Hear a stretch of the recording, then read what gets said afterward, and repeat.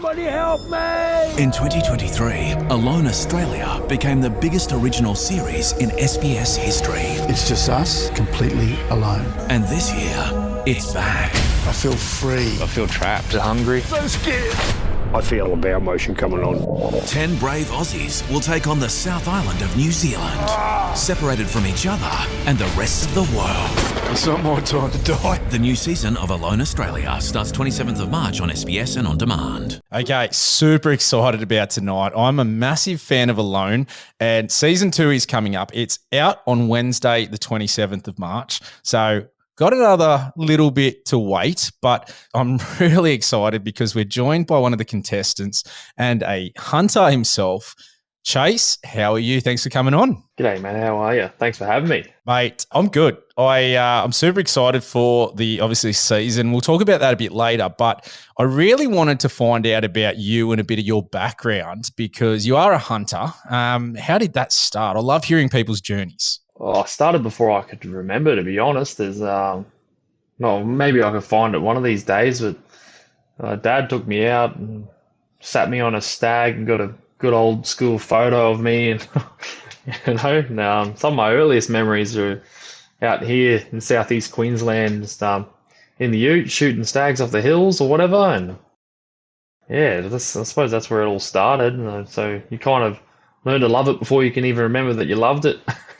Mate, well, see, I'm the opposite here. So I'm a first-generation hunter, and my dad was a professional sports player, and so that was where we all grew up into sport and the like. And it was always something that was on the side, not so much the hunting, but fishing and camping and hiking. That was always there. Still outdoors. Yeah, outdoors. And then I made the sort of transition because was in the army for a bit there and then shooting. So I believe you're sort of similar in a couple of ways.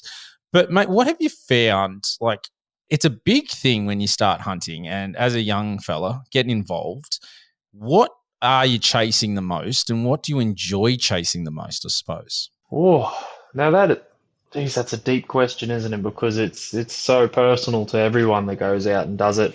But one thing in common for everyone is just this deep-seated love for Australia and the love of nature and just being out amongst it, really. Because we love Australia. We love being out in the bush, and we love what Australia has to offer in that aspect, right? What you're chasing is it nearly feels a little bit prehistoric, I guess. Getting out there, feeding yourself and your family and just being capable of being able to do that, I suppose. It's a massive driver for me. I just love that. I think you're right. I love the fact that we just have access to go out and hunt our own game and provide food for the family and do everything yourself. How did you go learning that? Was it helpful having like family members teach you that? Because, I sort of jumped into a TAFE course and a kangaroo harvester course to get my accreditation because I didn't have that background or people to show me. Is that sort of that family connection?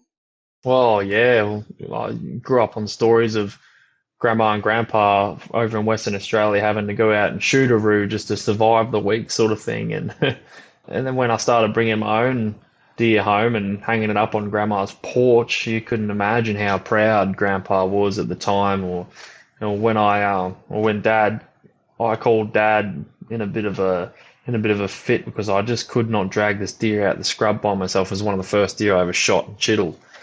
I was just like, Dad, come help me, please. I'm dying here. I can't get this thing out of the scrub. I can't pick it up.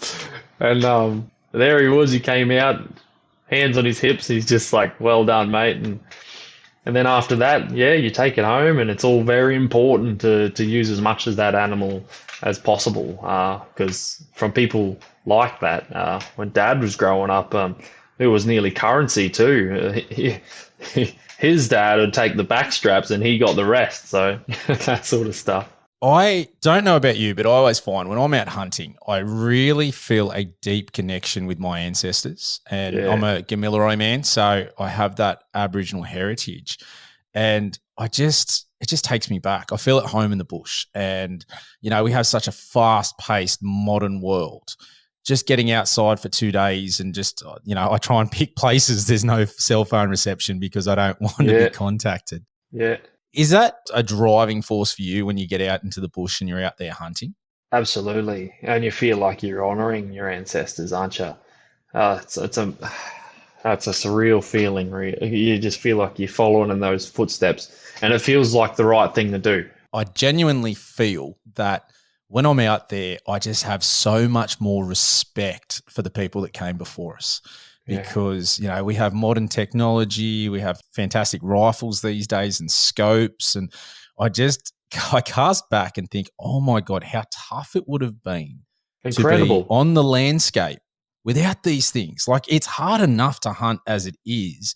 And you cast back and you're thinking about, the traditional owners, running around with boomerangs and a warmer and a spear and go, my God, they must have been so damn talented. Oh yeah. To have everything you needed and a few essential tools and be as much of a multi-tool as possible at the same time, and being able to find the raw materials at the place of need, really, and whatever that might be, making bush rope or a basket or even pottery and stuff like that, and then come later on, I've been in some amazing places in Australia. I used to get into a lot of gold detecting and gold panning and prospecting and going out Sapphire and Ruby Vale, fossicking and whatnot, but I also used to stand back a little bit and just think, who the hell came out here first and found this? Well, I'm up in some massive forest and I don't know who the hell just waltzed into this bloody forest here and just went, I reckon there's gold here, and found it. Like, what? They're just incredible people, incredible stories, and oh my God. It's like that exploring nature, isn't it? I don't know about you, but I love hunting. And it's not even about the chase or getting the animal. It's about just being out in the bush. It's about exploring, potentially being somewhere that no one has been in a long time, if ever. You just don't know. And some of the things I've found out there are so cool. And the experiences that I've had, there's just nothing better, whether it be with native animals, whether it be with the quarry you're chasing.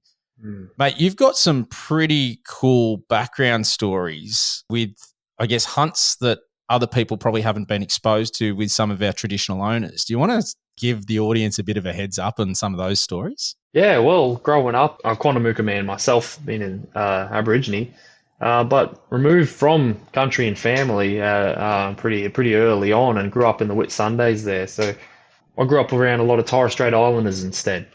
And I was lucky enough that they sort of liked having me around enough to take me out turtle hunting, dugong hunting, out in the boat with the spear, and instead of doing a walkabout, instead me and a buddy of mine, we went dugong hunting one time, and it's a brutal experience, and it's a very humbling experience to do that manually, to say the least, and traditionally, and we actually got that dugong for a wedding in this occasion, and just a wholesome experience of just the circle of life, really, and their needs and the traditions around it. I feel like we've lost that these days. I feel like we are so disconnected as a society about what hunting really is. And you touched on it then, saying it's the circle of life. And I think that's so important, and reflecting on what our ancestors did and being so in tune with nature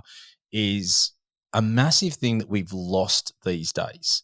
Yeah. If you could, how could you, explore that, I guess, that ability to teach others about the world we live in, and how much hunting plays such an important role for conservation and for just being mental health, you name it. There's so many positive elements.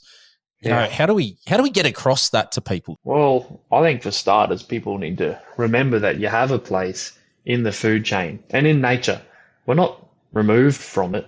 We're still very much a part of it. And, regardless of how far advanced technology is, we're still a part of this world. And that's a massive starting point, because it just feels like that disconnect from that very, very essential truth.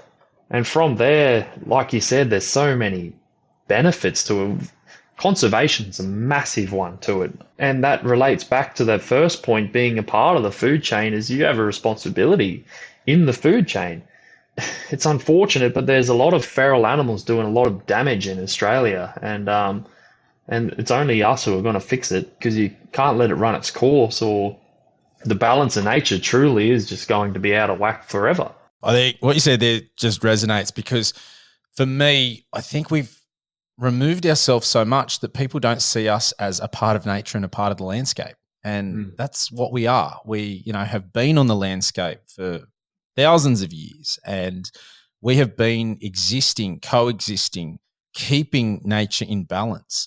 And I think we're removed from that now. And it's important, I think, that the tradition of hunting, and I guess more people need to see the reality of hunting, is that it's conservation, it's feeding family, it's keeping wildlife numbers in check. And that benefits animals too, because if you've got too many on the landscape, we know that it will do damage to those animals. There's starvation, diseases spread. There's so many elements. But I think we're so far away from that nowadays. And that's one of the things I've really tried to promote with this podcast and inform people, because it's such an important thing.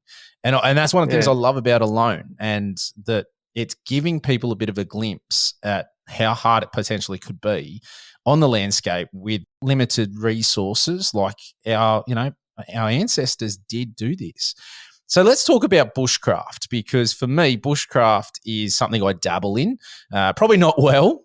There's that hunting is one point in that scale, really, because the bushcraft, and as you find watching Alone across all the seasons, that's only one part of the puzzle, isn't it? Because there's people out there who are excellent botanists and all sorts of different skills, and fishermen and craftsmen and a lot, really. So just like Alone's brilliant for it, because it brings 10 contestants together who aren't just cookie cutter survival experts. We got people from all different walks, really. Yeah. No, that's exciting. And I think, as I said, bushcraft for me is a big one. And it's something that I dabble, but not well. And is that one of your strengths? Are you, we know you hunt, and that's something you're passionate about, but is there the bushcraft side too? Yeah. Well, there's nothing better than I've been a blacksmith for a long time, and you take something from your mind, an idea, and then sometime later it's right in front of you, it's tangible. And bushcraft's an excellent place to do that. I want to do this, and you need to have the know-how in order to do it, whether that's building a shelter or a tool that you need, or a tool to make the tool and sometimes. And bushcraft is just a wonderful feeling, to just feel like you're a capable person of basically making something out of nothing, and that's the basis of being a craftsman. Oh, there's like that sort of MacGyver mindset that, being able to critically think and problem solve and utilize the resources you've got at your disposal as best possible. Yeah. How did you come about getting into that and learning that? Suppose just boredom to begin with. As a kid, you're going inside and telling grandpa that you're bored was not a smart thing to do. So instead, you'd be out the back trying to figure how to not be bored before he put you to work or did something like. So boredom to begin with, and just I think it's very important to have your kids actually have the availability to be out in nature and be bored enough to let their little imaginations run wild, and that's where it's going to start, right there, because they'll find a way to keep themselves occupied eventually, and when they do, they'll run with it. I agree. I've got 18-month-old twins and a 3.5-year-old, and it's very interesting because I'm not a big one for a lot of TV. A little bit of screen time, yes, you need it. You need technology skills. Yep. But I like to limit it, and I like them to be creative and make their own games and play and just get out. And we're very lucky that we've got our own veggie garden and chooks and dogs and et cetera, et cetera. So for me, watching them develop those skills and play around, it's fantastic. And I think more should do that, and which is a struggle because here in Sydney there's so many units and buildings and not much of that area to do. So that's a bit of a problem. And you can get in trouble for being out in the wrong place, or it's just so constricted having not being able to look over your own fence. It's a change, and I understand with the population we've got to go there, but I think we're losing something, and I think that our young kids are losing the ability to be able to be creative because they've got that instant gratification playing a video game, and it's not the same as having to find something that's exciting or play. I reflect, and I've said it before on the podcast, my grandfather made me a wooden rifle, and I had thumbtacks that I made my little name on it. So my brother and I, ran around pretending we were shooting at each other and playing a bit of war and things like that. But they are some of the memories that I remember. I don't remember playing video games. I don't remember sitting there watching TV all the time. It's those little things, and that's gone nowadays. Now I look at the Nerf guns that's running around and go, man, they're just a different level. Yeah. What are you chasing these days when you're out hunting? And what did you start with? Like for most of us, we start with sort of that small game, bunnies and foxes. Were you the same, or did you jump straight to deer? How did that play out? From a solo level, absolutely. Just chasing the old bunny around, make myself a boomerang and chuck it at the hare in the front yard. And then foxes I used to go chasing after a lot too, because there's plenty of those about.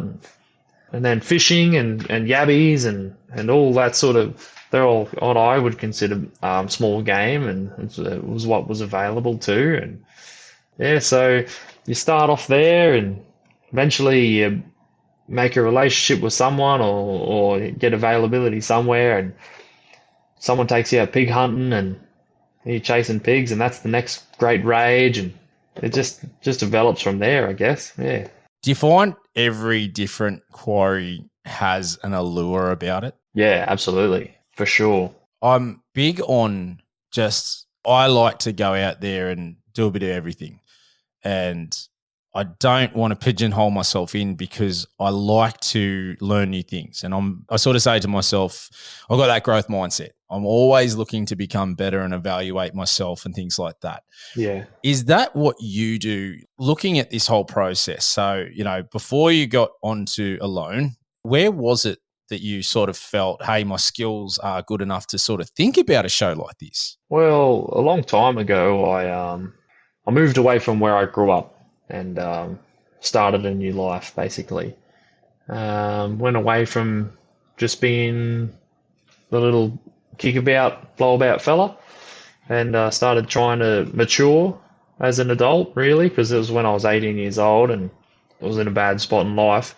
And I met my blacksmith teacher, and I could probably credit him with being the start of just everything that I'm good at now, being at blacksmithing, woodworking, jewelry making, can make a bow from scratch, can make string, I can tan leather, I can make my own arrows, I can forge my own arrowheads and knives and axes. And this old fellow, I was just his last apprentice, really, and he introduced me to some of the last accredited blacksmiths in Australia and got training under them. And I don't know if I'd be even half the man if I didn't meet that old fella. His name's Ken Tanks, by the way. He's getting old now. I'm a teacher, so I understand the importance. I always say I absolutely love what I do. I'm a high school teacher, and that there's nothing greater than instilling a passion for learning or skills onto the next generation. It's something that I can see it obviously is a big thing to you, and that he meant so much to you in teaching you those things. And it's hard to describe to people. That's what I love about my job. It's not the money, it's not the holidays. It's when you see a student just change their life or just, have a passion and they tell you that you were such an influential person on them. So I get that. And I've had that. And that's why I became a teacher, because I sat there and went, what, my life could have been very, very different. And I was very lucky to have some really good mentors that were teachers. So trying to give back and do that. I mean, for me, looking at you as a whole and hearing about all these things, you've got a vast array of talents. Is this where you sort of went, hey, you know what? I reckon a show like Alone, I'm going to be good at. And how did you, sort of get into that? Like, where did that come from, the drive to want to do it? I mean, most people watch something, but they don't really want to get outside their comfort zone, and it doesn't look comfortable. Well, it was very, I don't know, it felt very unattainable. At first, some friends sent it to me just through Messenger, the link saying apply for next year's show.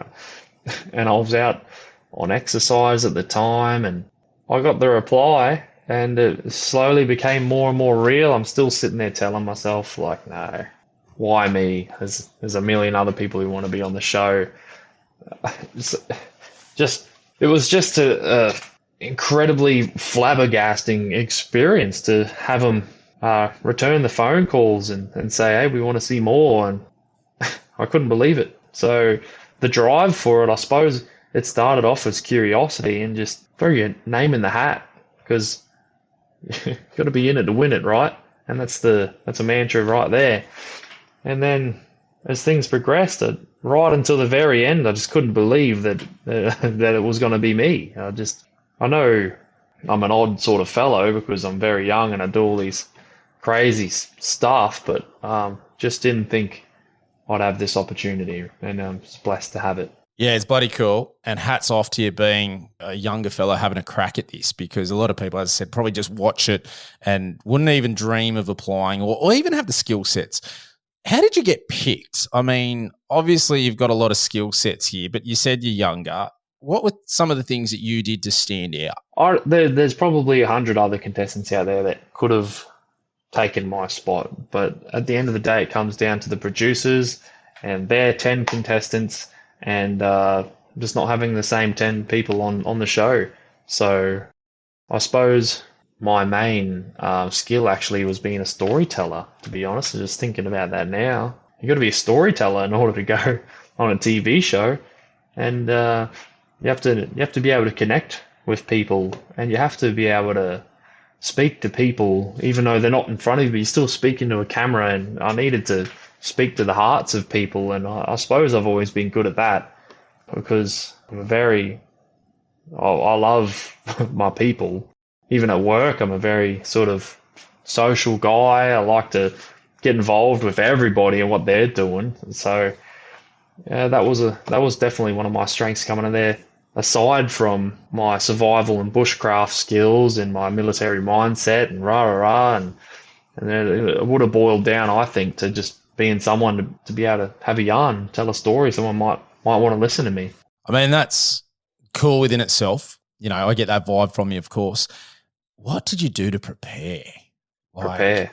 Yeah. So once you got the tick saying, hey, yeah, you're going to go, or were you in the process and you went, I better start thinking about preparing for this journey now? Was there things you needed to upskill, practice? Was there? Like I said, I was out on exercise at the time, so I was practicing all right.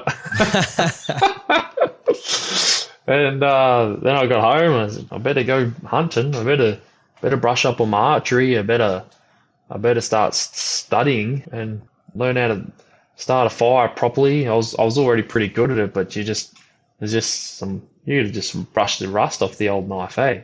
Yeah, so I just kept at it, really.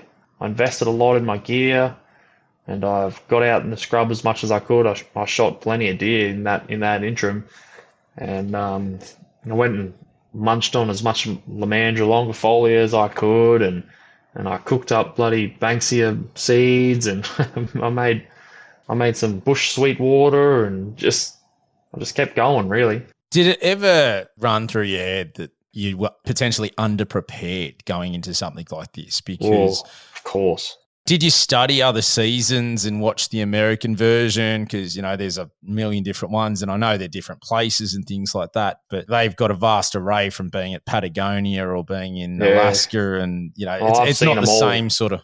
Yeah, well, I'm the same. So I absolutely just love them, and it's a different level, isn't it? When I sit there and watch the American stuff and go, man, the bears and the cougars, and I think Patagonia with the cougars just being outside. I don't know how you could prepare for things like that. And Did things like that cross your mind when you're doing it, or were you just focusing on the bare essentials, the bare basics to make sure you're as honed as possible and prepared as best you could be? Well, the psychology of the show has always been a massive thing. So I didn't know how to prepare for that. I didn't know how to. The only way to be good at being alone was to go and be alone, but you've got to work, and there's jobs to do, and there's just life pressure. So that was all you could do as a weekend in the swag, or get used to your own thoughts. But watching American seasons and just seeing these incredible people, and it was always very daunting, and thinking to myself, how am I gonna live up to any single one of these contestants? Even it doesn't matter if you're the first one to drop out or the last one, because they're all incredible people. So I just don't know. I definitely concentrate on the bare essentials. I definitely just tried to hone that, and knowing that in a stressful situation, all you're going to do is fall back onto your lowest level of training. So that's all I did. Yeah, nice. I think, did you find the army helped you with that a fair bit, having that background? Well, that sounded very army, didn't it? Like, yeah, absolutely. You're going to fall back to your lowest level of training, aren't you? So, yeah, that was a bit of a mindset going in there. Just keep drilling, and when the shit hits the fan, you'll just fall back to what you know. Yes, I remember that very well in the army. Just keep doing it and doing it and doing it over and over and over, and that's how you get better at it, or it just becomes second nature. And I think that it's important, that discipline. And I think that I'm a big fan of everything that I learnt there, and it was a great time in my life. Yeah. I sometimes think I'd love to see it sort of like young people go out of school and at least go through basic training or something like that. I think we'd have a different sort of society and community with a much more appreciation and maybe some higher skills in different areas and respect and the like.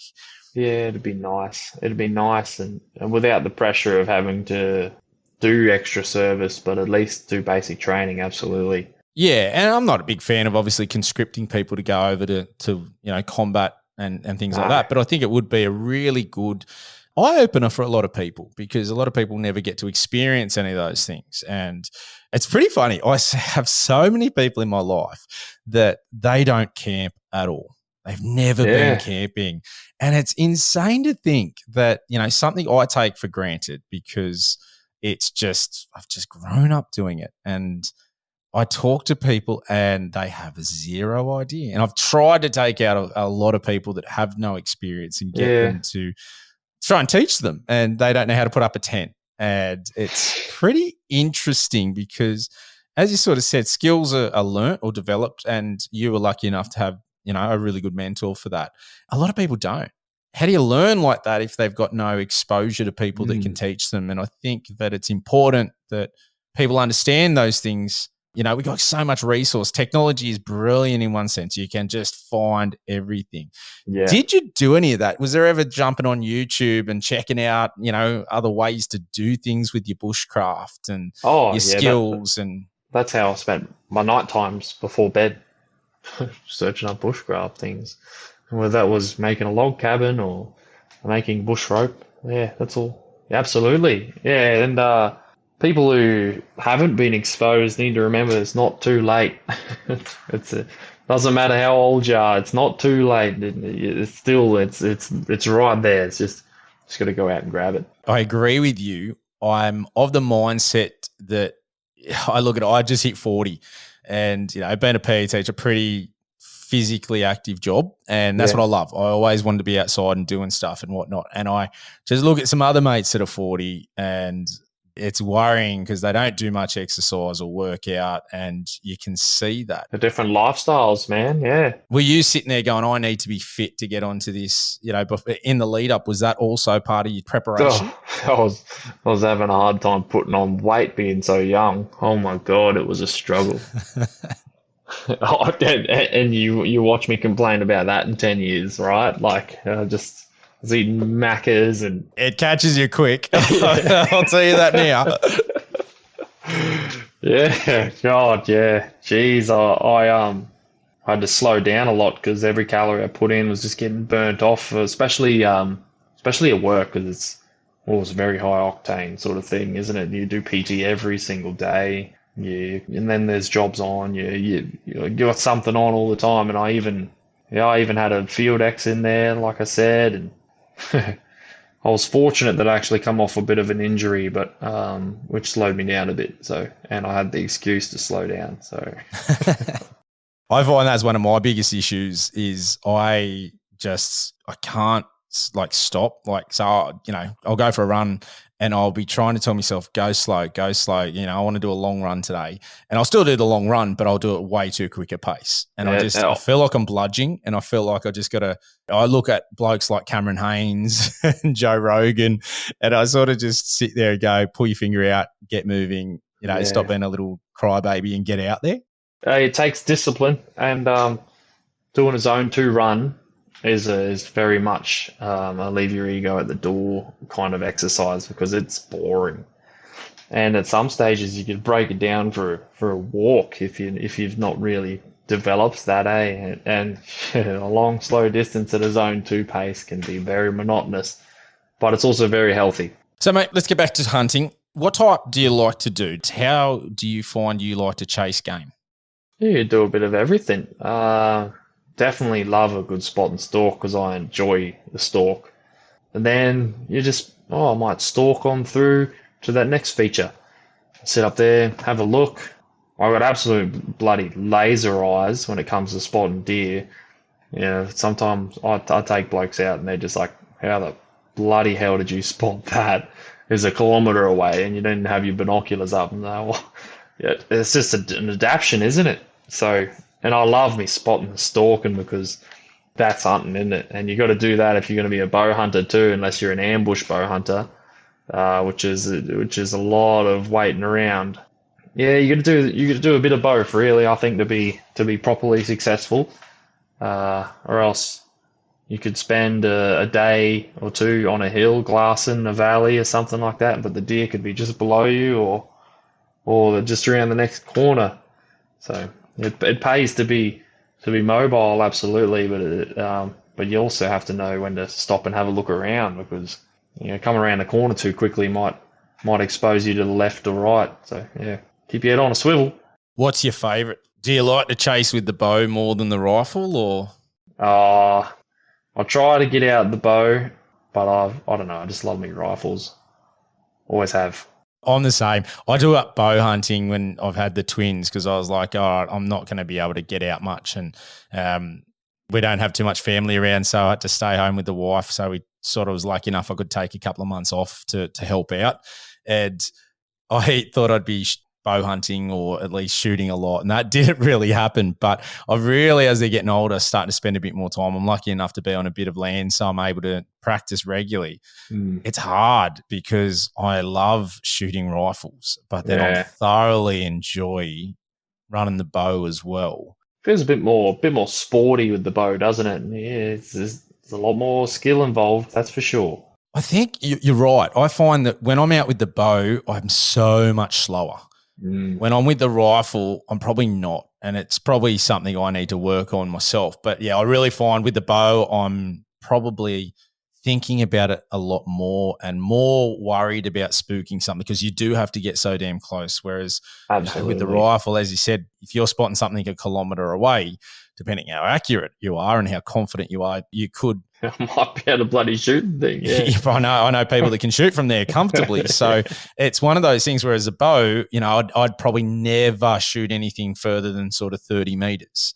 That would be the zone that I'm pretty confident in, and I wouldn't want to step out past that. I think of that range is a good. I like that because you can be more sure of a cleaner kill, which is very important as well. Which is another thing I sort of shy away from bow hunting a little bit because sometimes you just haven't really made the perfect shot, and you just wait that animal out, obviously, and wait for it to expire. Whereas with a rifle, it's nice and clean.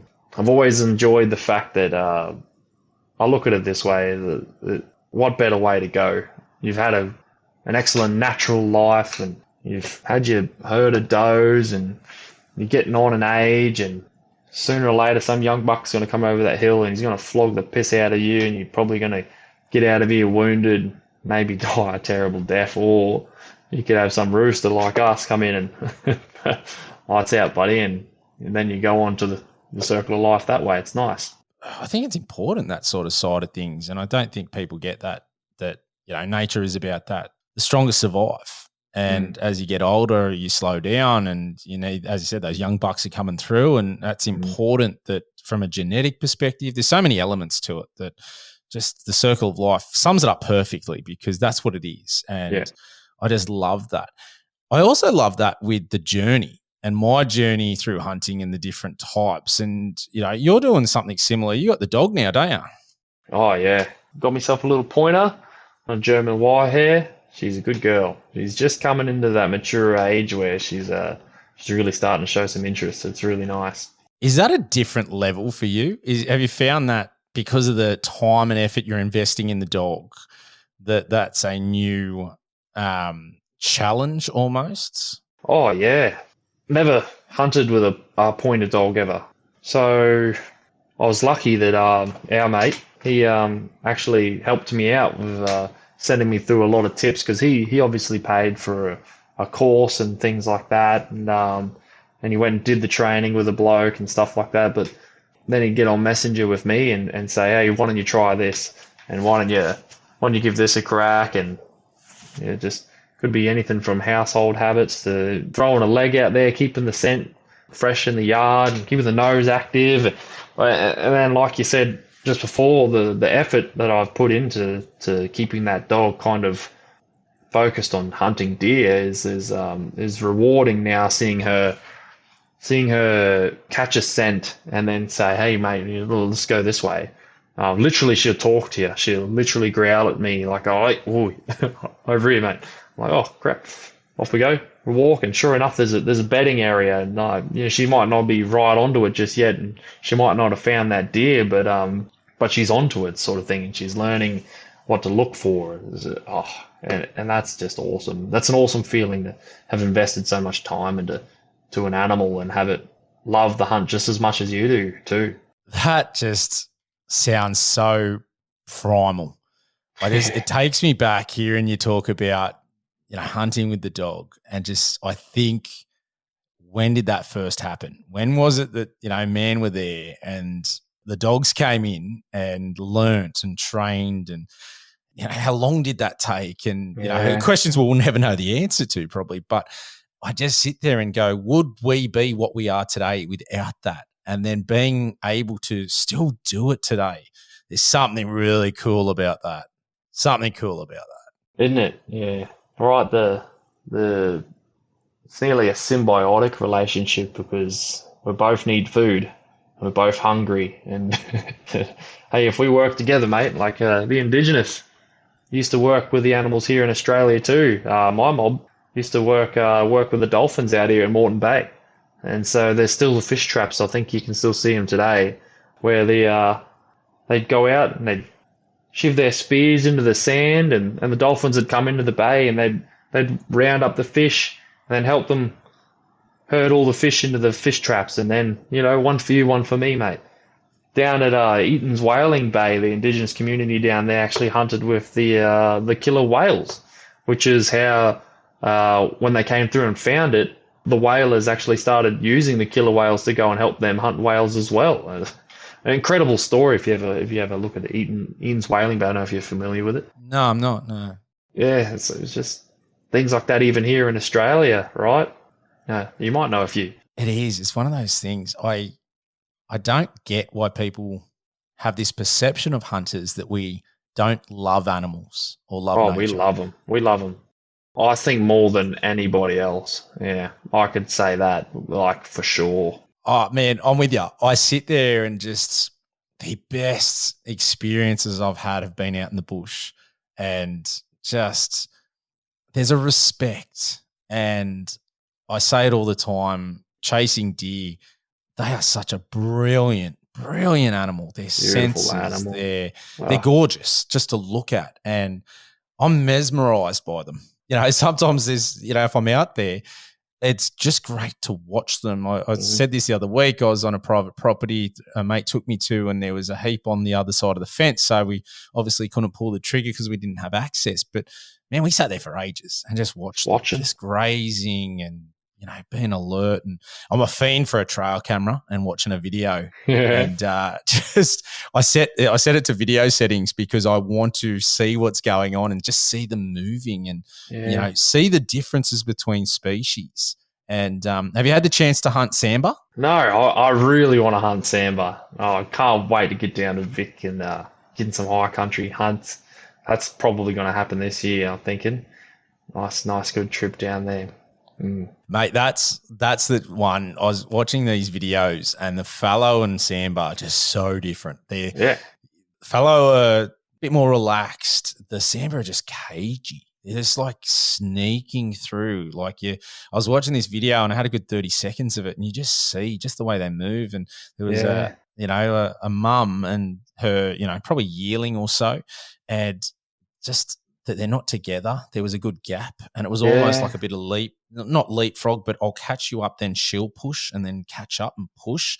They say they're similar to the chital deer. I've hunted chital, and Christ Almighty, they're a hard animal to hunt, because they're like, as you say, they'll actually move out in a grid. So there'll be little groups, and they'll just the herd is actually spread out in these little cells, right? Because the sambar and the chital grew up in India, where there's tigers and all these things that are just expert stalkers, like elite level. And then, I used to get busted by these bloody chital all the time when I was hunting with bows, because I'd be looking at this mob here. I'm going to get up and I'm going to pull an arrow back, but I didn't see these buggers over here, and they're bucked, and then the whole herd just shifts and off they go. And I go, bloody hell. And they say the sambar are just as hard. And oh Christ, some frustrating hunts on the chital, eh? They are such a beautiful animal. Their hides, unbelievable. Just gorgeous looking creatures, and they just blend in so well for it's funny, isn't it? For such a non-native species, and you know, they just blend into the bush and melt away.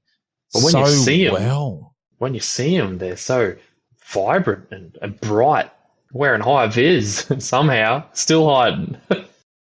It's pretty crazy, especially when they, you know, I don't know where you've hunted them and what's up there, but, you know, seeing them in Lantana and things like that just disappearing, it's just crazy. And I know even with the fallow, you know, with blackberry and that, they just go, and they're like a ghost. You know, they'll be there one minute and gone the next, and isn't that their silently nickname? Yeah, Ghost of the Forest. Yeah. I can't wait to go have a crack at them. Yeah, that's going to be a hard hunt. I haven't done much. I've got super excited because a couple of state forests that I hunt, I've got them on the trail camera, and I'm starting to find a lot more sign for them, and that's a goal. I do want to, you know, chase them in a state forest and whatnot, but they are just they're next level. Everyone I talk to, just when they tell me about the hunts and how switched on they are, that they're just the hardest deer species to chase. It gets me excited. Awesome. I love a challenge. And I think that's what I like about hunting too. I think people have this perception that you just walk out and there's 20, 30 just sitting in a paddock and you pop it. And look, in some cases there probably are.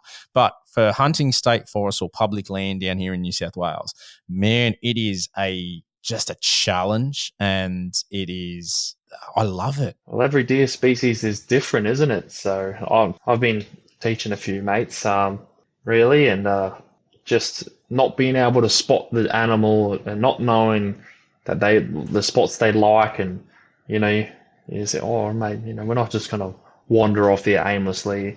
The deer's like this spot here, and I know there's a dam up there, so we might check around that, and sambar just be a whole nother ball game apparently, because they're just their personalities, really, because that's what they got. They got a different personality and a different nature, and yeah, so it's going to be interesting to throw another tool in the toolbox, eh? Mate, it's like that, and I think they're all different, but they all have some sort of passion for me. Like, I grew up spearfishing, and that's just, I don't know if you spearfish, but I've done a bit, and I love it.